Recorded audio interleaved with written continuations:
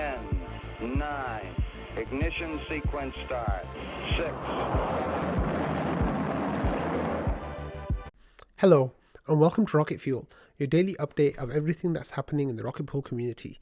My name is Wack. Today is December 13th, and we're going to get started today with this news of 32,000 mini pools being created on Rocket Pool. Now, we should be clear that this does not mean there are 32,000 active validators on Rocket Pool. This just means that in the history of Rocket Pool, there have been 32,000 validators that have been created. Now, if we have a little bit closer look at Rocket Scan, we can see here that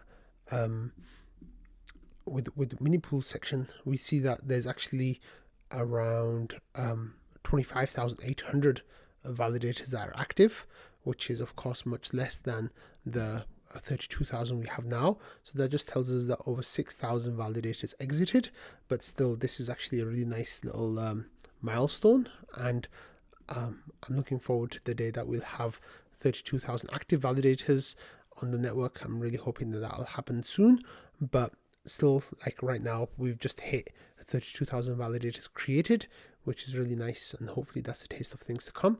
Hopefully, you know, with the updates that are coming next year, we'll go past that and way beyond, but we'll see what happens with that next year.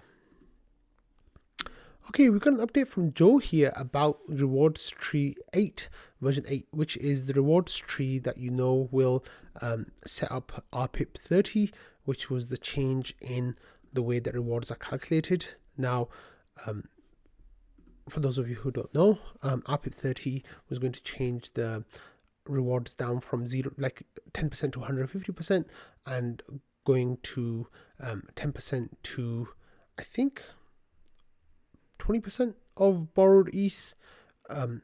Yeah, and then after that it would reduce like quite drastically on the curve.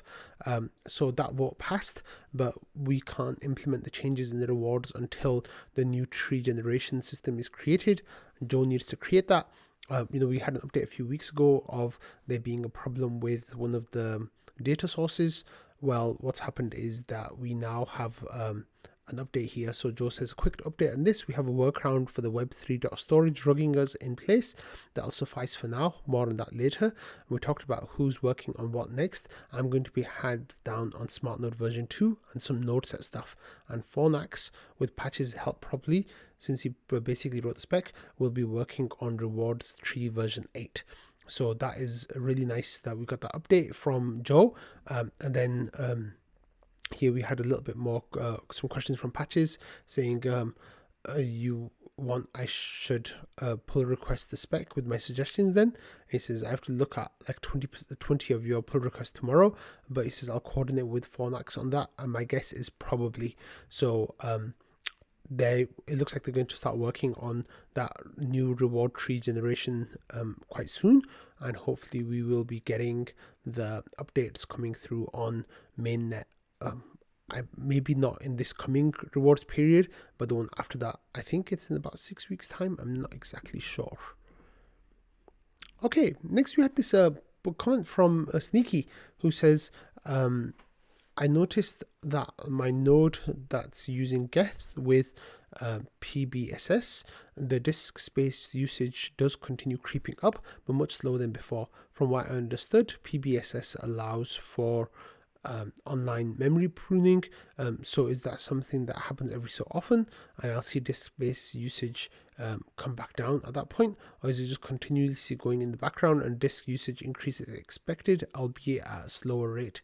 If the latter, then what happens when you inevitably reach full or near full disk usage? So Patches says you're probably noticing your ETH2 client using more disk space. Geth will sawtooth, and by sawtooth he means it'll go up slowly, then go down, then go up slowly, then go down. And it says with the slowly increasing baseline. So Sneaky says, also, what am I supposed to do if and when it reaches near max disk capacity?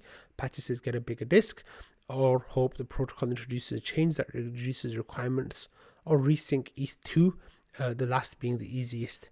And he says also resyncing ETH2 brings it down. Patches says yes. And he says, why can't I just throw away the old ETH2 data? He says, because you're not using Nimbus. And he says, I am using Nimbus. And then he says, then turn on pruning and resync ETH2. He says, I'm fairly certain that I have it enabled. And he says, have you resynced since you had it enabled? And he says, yes, I think so. I'm pretty sure I enabled and resynced it when it first became available. So then anyway, he Sneaky says that it's growing by around 0.1% every day on the 2 terabyte. And he says, just curious to see what's supposed to be growing at all, if it was supposed to be expecting a sawtooth with no baseline growth. So then Patches introduces the pigeonhole principle. He says, are you familiar with the pigeonhole principle? And Sneaky says, nope. He says, imagine you have 100 pigeons and 100 pigeonholes. Then a staker proposes a new pigeon.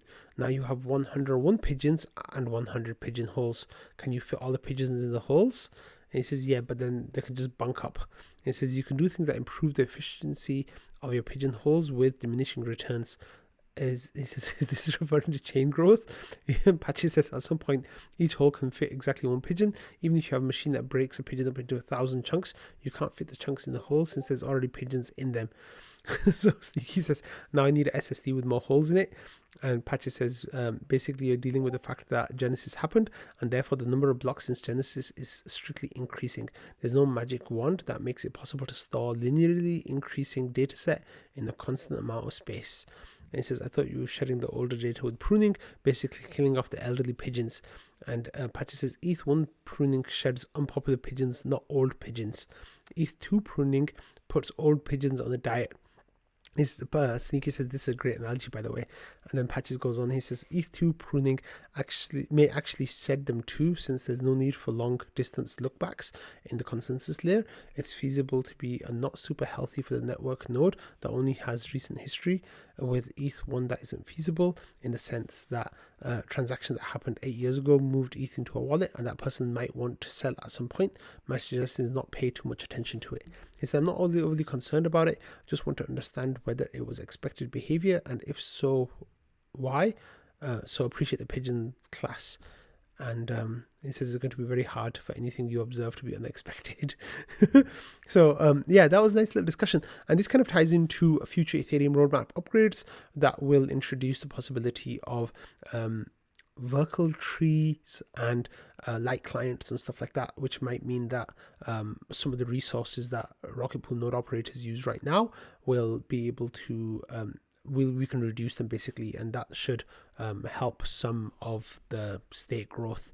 But sadly, there's no real way to avoid it totally. It's just the reality of staking on the beacon chain.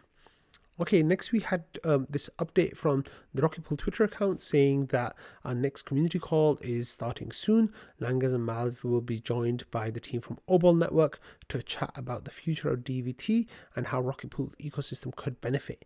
So stay tuned into the space below at 1 p.m. UTC on the 13th of December. So this already happened today, and you can go and you can listen to the recording of this. Sadly, I was not able to listen to the recording of this. I wasn't able to listen to the event live, and I haven't listened to a recording of it yet, so I can't provide you with a summary of the call. But if you are curious, just follow the link below and you'll be able to get all the information you need from listening to the recording yourself. Okay, next, Sneaky has a little update on claiming your ETH Denver ticket. So a whole bunch of people, will be attending ETH Denver this year, and it was a hugely popular event last year, and we expect a big turnout for this year coming. Well, it looks like when you claim your ticket, you need to link it to a wallet called Token Proof, and it seems like Token Proof wants your cell phone number, your mobile number, to give you the ticket. So Sneaky says, for your information, looks like ticket claiming for ETH Denver is done through a mobile app called Token Proof, tokenproof.xyz, and it requires connecting your wallet to Token Proof, and that's the ticket that was registered under. It says if you don't want to connect a mobile wallet to Token Proof, you can sign in with a desktop wallet at tokenproof.xyz and give you a QR code that you can use to scan with the Token Proof app to claim your ticket. So I think what is happening here is that if you want to keep your wallet separate, then there is the ability for you to do that. Here, Sneaky says, I didn't want to tie my crypto wallet to a mobile and found a workaround in the ETH Denver Discord explaining how you can claim your ticket through the app without needing to use without having to use a mobile wallet. So that's the situation there. So if you are really worried about your wallet hygiene, then this is a way around it that Sneaky shares here.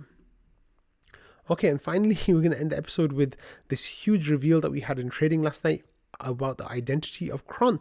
So of course this is a joke, but we know that Kron likes to reply to people saying thank you, thanks for reporting when there's ever a spammer or some kind of like malicious link in trading or somewhere in the Discord. And the way he does that, he says thanks for replying to the person, says thanks for reporting with a thumbs up. So here we had Owledge saying tagged Kron in the post that then got deleted, and then Halululo said Owledge thanks for reporting with a thumbs up, and everyone was like, holy shit, like we knew it, that this was Kron, and that basically as in he forgot to switch his account. And then it says the cat is out of the bag, I knew it.